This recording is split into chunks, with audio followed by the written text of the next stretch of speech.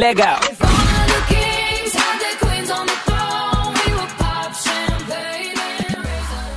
Assalamualaikum warahmatullahi wabarakatuh. Perkenalkan, kami dari kelompok 3. Di sini kami akan mempresentasikan mengenai getaran harmonik teredam terpaksa. Sebelum itu, izinkanlah kami untuk memperkenalkan diri terlebih dahulu. Baik, di kelompok 3 ini beranggotakan yang pertama ada Luluk Arifatul Hikamiyah dengan NIM K2320049, Maulida Uswa Hasanah dengan NIM K2320050, Mira Ayu Rahmawati dengan NIM K2320052, dan yang terakhir ada Naila Aziza Salsabila dengan NIM K2320055. Di sini kami akan menjelaskan mengenai pengertian gerak harmonik teredam terpaksa, kemudian persamaan matematis, pengaplikasian, dan contoh soal. Baik, untuk yang pertama yaitu mengenai pengertian getaran harmonik teredam terpaksa. Getaran terpaksa adalah getaran yang terjadi karena rangsangan gaya luar. Jika rangsangan tersebut berosilasi, maka sistem dipaksa untuk bergetar pada frekuensi rangsangan. Jika frekuensi rangsangan sama dengan salah satu frekuensi natural sistem, maka akan didapat keadaan resonansi dan isolasi, dan osilasi besar yang berbahaya mungkin terjadi. Kemudian kerusakan pada struktur besar seperti jembatan maupun gedung merupakan kejadian menakutkan yang disebabkan oleh resonansi. Jadi, perhitungan frekuensi natural merupakan hal yang utama. Untuk selanjutnya yaitu persamaan matematis yang akan dijelaskan oleh Mbak Maulida. Kepada Mbak Maulida dipersilahkan. Baik, terima kasih Mbak Mira. Di sini saya akan menjelaskan mengenai persamaan matematis dari getaran harmonik teredam terpaksa. Nah, persamaan getaran harmonis teredam terpaksa itu yaitu dimulai dari F, di mana F itu sama dengan Fe plus Fr plus Fp. Nah, di mana Fp-nya itu merupakan Fm sin omega T. Kemudian Fe-nya itu merupakan gaya pegas itu sendiri. Jadi Fe sama dengan min Kx dan Fr itu sama dengan min gamma dxdt. Nah, kemudian kita masukkan persamaan tersebut ke dalam persamaan awal tadi, F sama dengan Fe plus Fr plus Fp. Sehingga diperoleh M kali A sama dengan min Kx min gamma dxdt plus Fm sin omega T. Di mana kita tahu bahwa A itu kan merupakan turunan kedua dari simpangan, sehingga dapat ditulis M kali T kuadrat X dt kuadrat itu sama dengan min Kx min gamma dxdt plus Fm sin omega T. Nah, kemudian kita bagi semua ruas dengan M sehingga diperoleh D kuadrat X dt kuadrat sama dengan min K per M X min gamma per M dxdt plus Fm per M sin omega T. Nah, persamaan tersebut juga dapat dituliskan dengan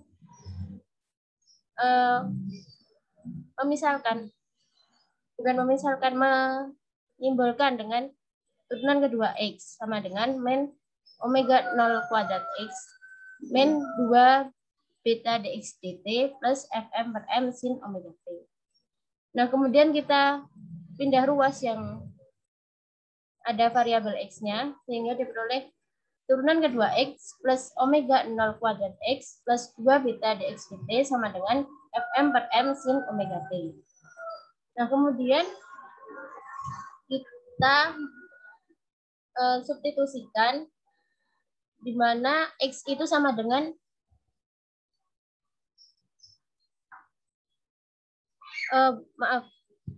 ini kita tahu bahwa sin omega T itu kan sama dengan E pangkat eksponen pangkat I omega T. Sehingga dapat dituliskan dengan X turunan kedua X plus omega 0 kuadrat X plus 2 beta turunan pertama X sama dengan Fm per M eksponen pangkat I omega T. Nah, kemudian kita tahu bahwa X itu sama dengan XM kali E pangkat I omega T. Kemudian turunan pertama X itu kan diperoleh omega X omega XM E pangkat I omega T. Kemudian untuk turunan keduanya itu kan diperoleh omega kuadrat XM E pangkat I omega T. Kenapa omega kuadrat? Karena kan I kali I, di mana I itu kan bilangan imajiner. Jadi I kali I itu sama dengan min 1. Nah, sehingga diperoleh persamaannya menjadi min omega kuadrat XM E pangkat I omega T plus 2 beta I omega XM E pangkat I omega T plus omega 0 kuadrat XM E pangkat I omega T. Itu sama dengan Fm per M E pangkat I omega T. Nah, kemudian karena semua ruas itu ada E pangkat I omega T, maka dapat kita hilangkan, jadi menjadi min omega kuadrat XM plus 2 beta I omega XM plus omega 0 kuadrat XM sama dengan Fm per M. Nah, kemudian diperoleh kita bisa memfaktorkan, jadinya XM itu dikali min omega kuadrat plus 2 beta I omega plus omega 0 kuadrat sama dengan M per M. Nah, kemudian dari persamaan tadi dapat dibawa menjadi XM itu sama dengan Fm per M per min omega kuadrat plus 2 beta I omega plus omega 0 kuadrat. Atau kita jadikan satu yang ada kuadratnya.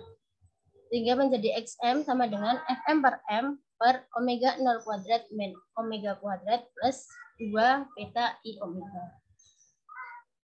Nah, kemudian kita bisa mengkalikan penyebut itu dengan sekawannya, sehingga diperoleh Fm per M per omega 0 kuadrat min omega kuadrat plus 2 beta I omega itu dikalikan dengan omega 0 kuadrat min omega kuadrat min 2 beta I omega per omega 0 kuadrat min omega kuadrat min 2 beta I omega. Nah, hasilnya itu jadi XM sama dengan Fm kali omega kuadrat min omega kuadrat min 2 beta I omega per M kali omega 0 kuadrat min omega kuadrat plus 4 beta I omega. Nah, kemudian kita dapat melakukan operasi aljabar biasa, sehingga diperoleh XM itu sama dengan Fm per M dikalikan I per akar omega 0 kuadrat min omega kuadrat plus 4 beta I omega dikalikan omega 0 kuadrat min omega kuadrat min 2 beta I omega per akar omega 0 kuadrat min omega kuadrat plus 4 beta I omega. Jadi ini hanya dipecah ya, teman. Sehingga diperoleh XM itu sama dengan Fm per M kali I 1 per akar omega 0 kuadrat min omega kuadrat plus 4 beta I omega kali, ini dipecah lagi, jadi omega kuadrat min omega 0 kuadrat min omega kuadrat per akar omega 0 kuadrat min omega kuadrat plus 4 beta I omega min 2 beta I omega per akar omega 0 kuadrat min omega kuadrat plus 4 beta I omega. Nah, sehingga dapat disederhanakan lagi menjadi XM sama dengan Fm per M kali I per akar omega 0 kuadrat min omega kuadrat plus 4 beta I omega kali omega 0 kuadrat min omega kuadrat per akar omega 0 kuadrat min omega kuadrat plus 4 beta I omega min 2 beta I omega per akar omega 0 kuadrat min omega kuadrat plus 4 beta I omega kali XM. Nah, Sehingga, oh maaf, ini harusnya XM-nya di bawah, jadi XM itu sama dengan FM per M kali 1 per akar omega 0 kuadrat min omega kuadrat plus 4 beta I omega kali cos log min sin. Jadi persamaan geraknya, akhir persamaan geraknya itu XM sama dengan FM per M kali 1 per akar omega 0 kuadrat min omega kuadrat plus 4 beta I omega kali cos log min sin. Seperti itu. Nah, mungkin ini yang selanjutnya dapat dijelaskan oleh Mbak Lulu. Silakan, Mbak. Baik, Mbak. Terima kasih. Untuk selanjutnya, yaitu untuk menentukan persamaan XT, maka dapat kita cari dengan yang pertama kita perlu mengetahui persamaan dari X terlebih dahulu. Adapun X adalah A dikali cos omega T ditambah psi. Selanjutnya untuk mencari amplitudo adalah dengan F0 per M dibagi dengan akar omega 0 kuadrat ditambah omega kuadrat. Selanjutnya ditutup kurung dan dikuadratkan dan dijumlahkan dengan B omega per M dikuadratkan. Maka dari persamaan di atas diperoleh XT sama dengan F0 per akar M kuadrat dikalikan kurung dengan omega 0 kuadrat dikurangi omega kuadrat ditutup kurung dan dikuadratkan, ditambahkan dengan buka kurung B omega tutup kurung dikuadratkan, selanjutnya dikalikan dengan cos dikali omega T ditambah psi.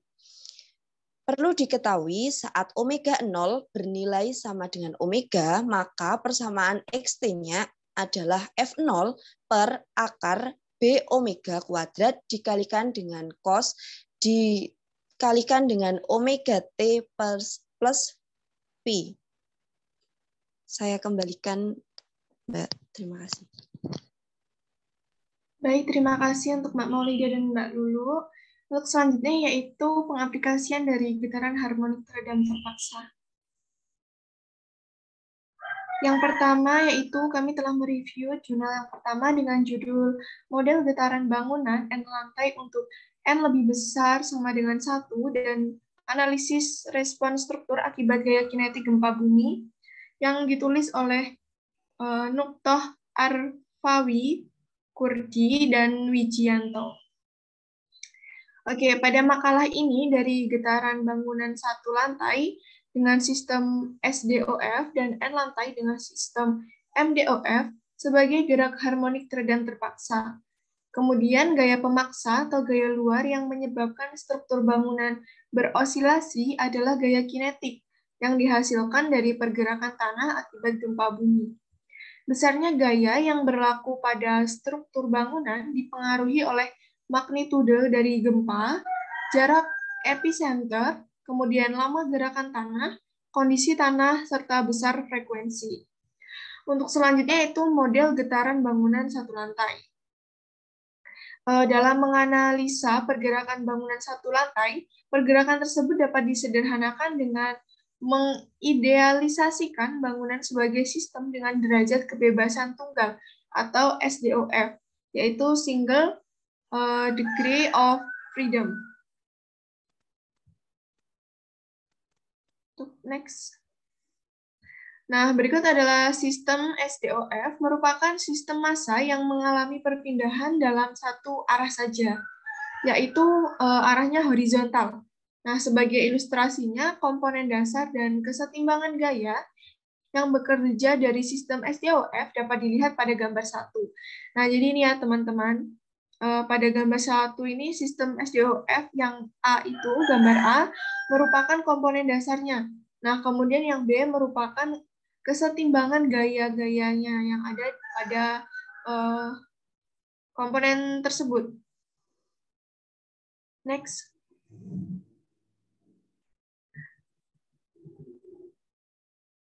Selanjutnya yaitu ilustrasi model getaran bangunan satu lantai. Nah, dapat dilihat pada gambar 2 dengan XT, XG terhadap T, dan X total berturut-turut menyatakan perpindahan relatif massa, perpindahan tanah, dan perpindahan total pada saat T. Nah, jadi ini merupakan pengaruh rangsangan gempa bumi terhadap sistem SDOF. Seperti ini gambarnya, teman-teman. Next, Mbak. Selanjutnya ada model getaran bangunan lantai. Nah, dalam menganalisa gerakan bangunan lantai atau gedung bertingkat, pergerakan tersebut dapat disederhanakan dengan mengidealisasikan bangunan sebagai sistem dengan derajat kebebasan banyak atau MDOF. Nah, dalam hal ini, bangunan dimodelkan sebagai massa yang menggumpal pada titik-titik tertentu yang tidak berdimensi, yaitu pada tiap-tiap tingkatan lantai. Nah, titik pemusat pada massa pada suatu lantai tingkat disebut pusat massa dari lantai tingkat tersebut, yang diketahui letaknya pada lantai tingkat tersebut sebagai titik tangkap dari resultan seluruh beban gravitasi atau beban mati dan beban hidup yang bekerja pada lantai tersebut. Nah, dengan demikian, untuk setiap tingkat hanya ada satu massa yang mewakili tingkat tersebut. Nah, pada pusat massa inilah beban lateral gempa akan bekerja. Sebagai ilustrasinya, sistem 3DOF dapat dilihat pada gambar 3. Sedangkan model getaran dan respon bangunan 3 lantai pada gedung bertingkat akibat gempa dapat dilihat pada gambar 4. Next, Mbak. Nah, ini ya teman-teman.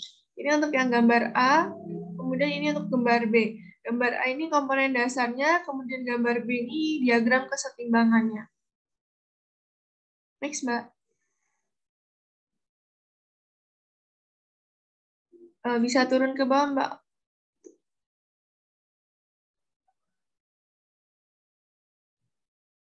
Next. Oke, seperti ini ya teman-teman untuk gambar gedung 3 lantainya. Baik, untuk selanjutnya itu ada jurnal kedua yang akan dijelaskan oleh Mbak Naila Aziz. Naila. Baik, terima kasih Mbak Mira. Sekarang saya akan menjelaskan jurnal yang kedua yang berjudul Sistem Resonansi Akustik Berbatuan Komputer dan Pengaruh Diameter Terhadap Faktor Kualitas Resonator Akustik Silindris, yang ditulis oleh I. Setiawan, A.M. Rafi'i, dan A.B. Setio Utomo.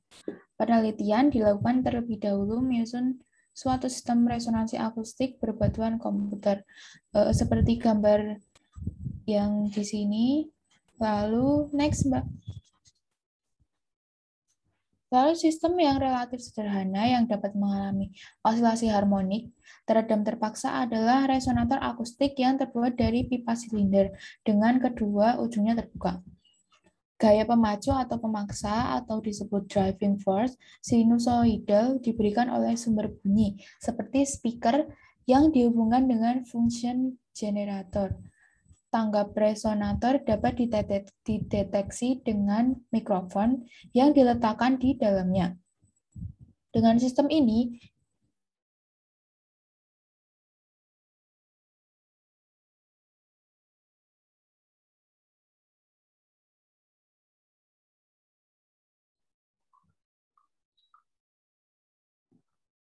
sepertinya Mbak Naila terlempar.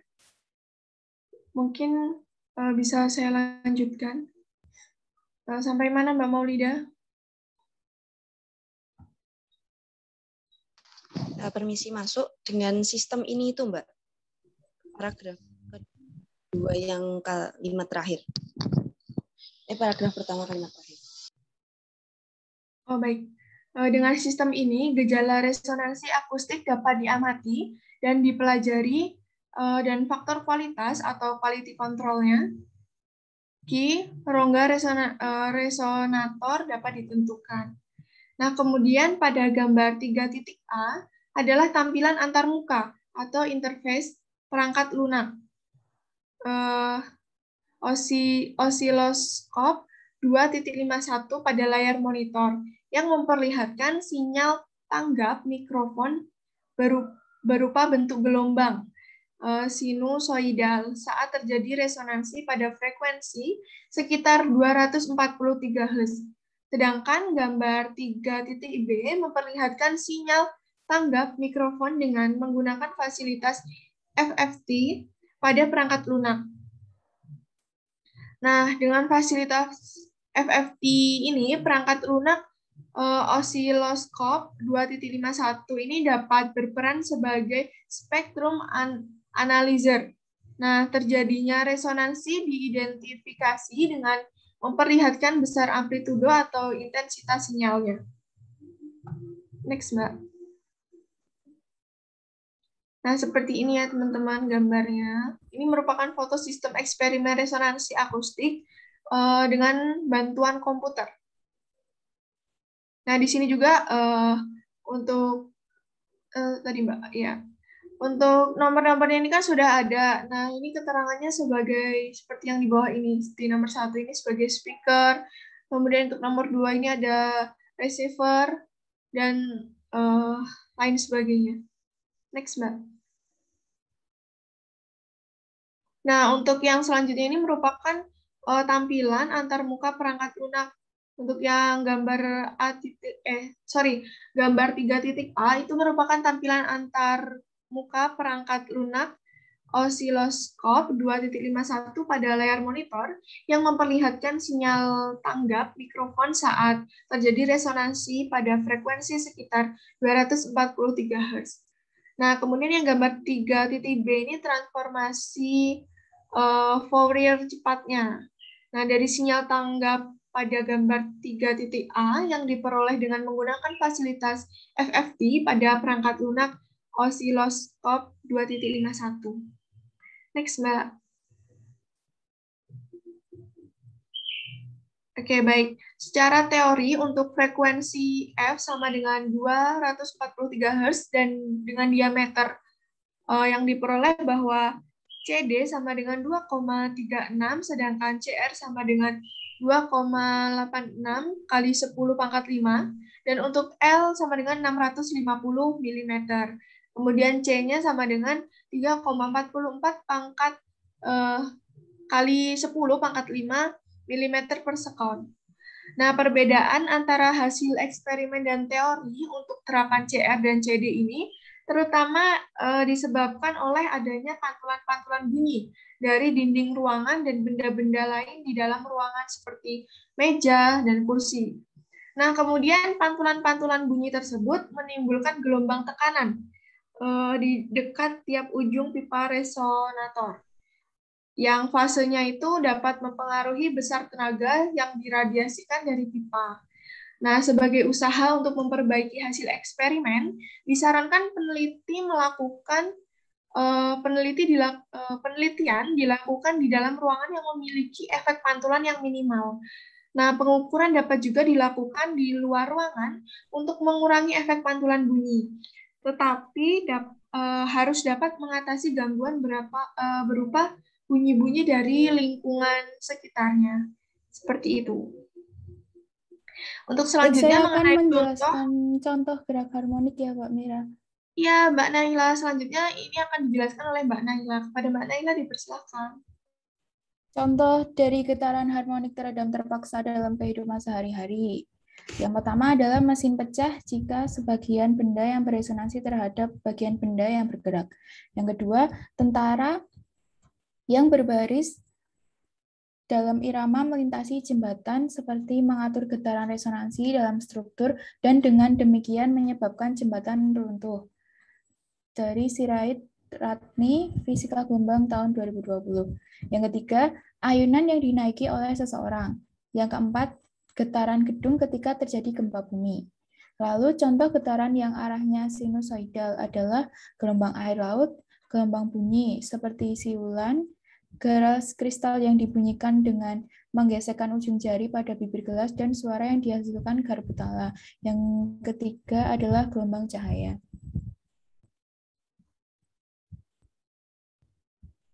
Next. Setelah Baik, itu contoh soal. Ya, baik Mbak. Selanjutnya itu contoh soal getaran harmonik teredam terpaksa. Next Mbak. Untuk soal yang pertama, soal dari Mbak Lulu Arifatul Hikamiyah, kepada Mbak Lulu dipersilahkan untuk menjelaskan soal dan penyelesaiannya. Baik Mbak, terima kasih. Di sini saya akan membacakan soalnya terlebih dahulu. Sebuah mesin generator pembangkit tenaga listrik bekerja pada putaran 1.500 RPM. Massa mesin diketahui 1.000 kg. Untuk mesin diletakkan di atas 8 buah tumpukan mesin berpegas atau engine pad. Masing-masing engine pad mempunyai konstanta pegas K yang besarnya 125.000 N/m. Hasil investigasi diketahui ketika generator bekerja timbul gaya ketidakseimbangan sebesar 10 Newton. Hitung amplitudo dan simpangan getaran yang timbul. Untuk sebelumnya, kita perlu memperhatikan gambar yang ada di samping ini ya. Itu tergambar bahwa generator berputar dengan kecepatan sudut yang memiliki gaya ketidakseimbangan. Karena adanya gaya ketidakseimbangan, maka gaya ini juga ikut berputar. Selanjutnya, pada penyelesaian, untuk mencari kecepatan sudut, karena adanya gaya paksa, dituliskan omega P sama dengan 2πn/60, di mana 60 ini untuk menyesuaikan persamaan radian per sekon, karena sebelumnya itu kan masih 1.500 RPM, di mana RPM merupakan rotation per minute. Jadi itu nanti diubah ke second. Sehingga kita masukkan saja omega P sama dengan 2 dikali 3,14 dikali 1.500/60, sehingga diperoleh 157 radian per second. Nah, untuk gambar di sebelahnya mesin ini, karena adanya ketidakseimbangan yang berputar, sehingga massa bergetar dan memiliki simpangan sebesar XT. Kurang lebih seperti itu. Next, Mbak. Selanjutnya kita akan mencari konstanta total pegas. Konstanta total pegas ini seperti yang diketahui tadi, bahwa generator dipasang di atas 8 Ng pegas, sehingga K-nya adalah 8 dikali 125.000 Newton per meter, sehingga diperoleh 10⁻⁶ Newton per meter. Untuk masanya seperti yang diketahui tadi sebesar 1.000 kg. Untuk gaya paksa dapat kita tuliskan Ft sama dengan 10 dikali E pangkat I dikali 157 T satuannya Newton. Adapun cara mencari amplitudo, seperti yang diketahui, rumus amplitudo sama dengan XO sama dengan 1/K dikurangi M omega P kuadrat. Itu nanti dikalikan dengan FP. Selanjutnya kita masukkan saja X0 sama dengan 1/10⁻⁶ negatif 1000 dikali 157 kuadrat. Selanjutnya dikalikan dengan 10. Untuk X0 ini kita peroleh nilai yaitu negatif 4,2 dikali 10⁻⁷ meter. Untuk amplitudo kok bisa menghasilkan negatif? Karena seperti yang diketahui, kedudukan amplitudo bisa berada di atas titik keseimbangan ataupun di bawah titik keseimbangan. Ketika ini menghasilkan angka tanda negatif, maka diketahui bahwa arah amplitudo itu berlawanan dengan titik simpangannya. Selanjutnya, untuk menjawab pertanyaan tadi, simpangan XT sama dengan negatif 4,2 dikali 10⁻⁷ dikalikan E pangkat I dikali 157 T satuannya meter. Untuk amplitudo sendiri adalah harga mutlak dari nilai yang kita ketahui tadi, sehingga diperoleh amplitudo sebesar 4,2 dikali 10⁻⁷ meter. Terima kasih, saya kembalikan ke Mbak Mira.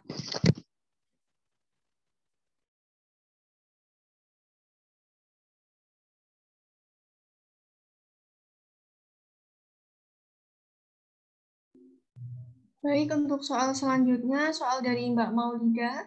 Pada Mbak Maulida dipersilahkan untuk menjelaskan soal dan penyelesaiannya. Baik, terima kasih Mbak Mira. Di sini ada sebuah soal, sebuah beban yang beratnya 40 Newton itu digantungkan pada bekas dengan konstanta 200 Newton per meter. Dengan nilai B-nya sama dengan 0. Frekuensi 10 Hz dan amplitudenya 2 cm. Kemudian kita diminta untuk menentukan gaya maksimum pada sistem tersebut. Dan di situ diketahui percepatan gravitasinya 10 meter per sekon kuadrat. Kemudian bagaimana cara menyelesaikannya? Pertama, karena B-nya itu sama dengan 0, maka amplitudenya sama dengan F0 per M per akar omega kuadrat min omega 0 kuadrat dikuadratkan. Atau dapat ditulis dengan F0 per M per omega kuadrat min omega 0 kuadrat. Sehingga diperoleh, maaf sebentar.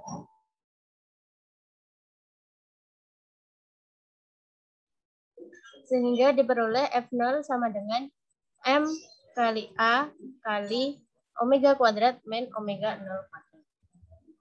Nah, kemudian bagaimana mencari frekuensi penggeraknya? Frekuensi penggerak itu dapat dicari dengan omega kuadrat sama dengan 2πf dikuadratkan. Sehingga diperoleh 20π dikuadratkan sama dengan 3,95 kali 10 pangkat 3. Nah, sedangkan frekuensi naturalnya itu omega 0 kuadrat sama dengan K per M, sama dengan 200 per 4. Jadi diperoleh omega 0 kuadratnya 50. Kemudian kita substitusikan pada persamaan gaya penggerak, yaitu F0 sama dengan MA kali omega kuadrat min omega 0 kuadrat. Sehingga diperoleh F0 sama dengan M masanya 4 dikali amplitudenya 0,02, karena di sini diketahui amplitudenya 2 cm. Kemudian dikali omega kuadratnya tadi 3,95 kali 10 pangkat 3 dikurangi omega 0 kuadratnya 50, sehingga diperoleh hasil 312 Newton. Jadi gaya maksimum yang bekerja pada sistem tersebut ada 312 Newton. Mungkin seperti itu. Saya kembalikan ke Mbak Mira. Baik, terima kasih untuk Mbak Maulida atas penjelasannya. Untuk soal berikutnya, yaitu soal dari saya sendiri. Nah, di sini ada peredam dapat diabaikan untuk benda gantung seberat 0,150 kg dari pegas ringan. Bekas ringannya itu 6,30 Newton per meter. Nah, gaya sinusoidal dengan amplitudo 1,70 Newton menggerakkan sistem tersebut. Pada frekuensi berapakah gaya akan membuat benda bergetar dengan amplitudo 0,440 meter? Nah, di sini diketahui masanya itu ada 0,150 kg, kemudian amplitudonya 1,70 Newton, dan ada konstantanya itu 6,30 Newton per meter. Kan sekarang ditanya berapa frekuensi yang membuat benda bergetar dengan amplitudo 0,440 meter. Kemudian penyelesaiannya yaitu kita gunakan persamaan untuk amplitudo osilasi paksa, di mana amplitudo itu memiliki persamaan Fx per M per akar dalam kurung omega kuadrat min omega 0 kuadrat tutup kurung kuadrat plus dalam kurung B omega per M tutup kurung kuadrat. Kemudian dengan B bernilai 0, maka A sama dengan Fx per M per akar omega kuadrat min omega 0 kuadrat tutup kurung kuadrat sama dengan Fx per M per plus minus omega kuadrat min omega 0 kuadrat. Nah, sama dengan plus minus Fx per M per omega kuadrat min omega 0 kuadrat. Nah, kemudian omega kuadrat ini sendiri sama dengan omega 0 kuadrat plus minus Fx per M per amplitudo. Nah, sama dengan K per M plus minus Fx per M kali A. Nah, sekarang kita masukkan nilai-nilai yang sudah diketahui.